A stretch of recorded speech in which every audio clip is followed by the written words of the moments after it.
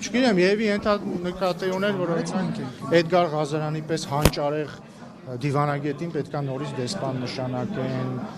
տենց էլի, Փեսուն Եվի նորից դեսպան կնշանակի, այդ տիպի էլի։ Մարո Ռուբինյան, դուք անընդհատ ասում եք, որ նախկինները եղել են իշխանազավթներ եւ Լեռնային Ղարաբաղի հարցը օգտագործել են իշխանությունը պահելու համար։ Նախկինների օրոք Արցախը եղել է հայկական, հիմա մենք Արցախ չունենք եւ հարցած, ով է հիմա դավաճանը, կապիտուլյանտը, հողատուն։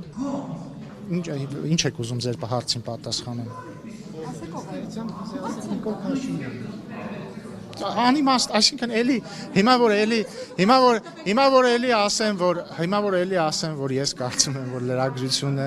հանրությանը ինֆորմացիա փոխանցելու համար է եւ ոչ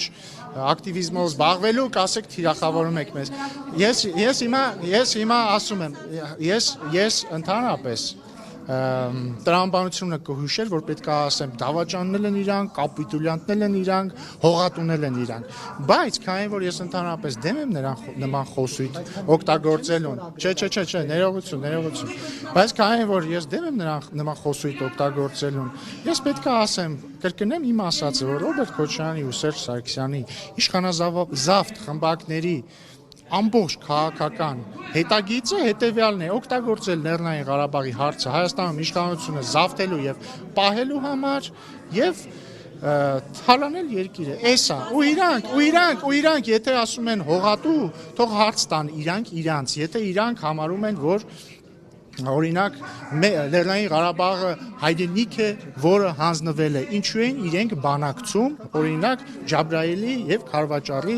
հանձնման շուրջ, արդյոք իրենք հողատու էին, կապիտուլյանտ էին, հաջորդ հարցը տամ, իրենց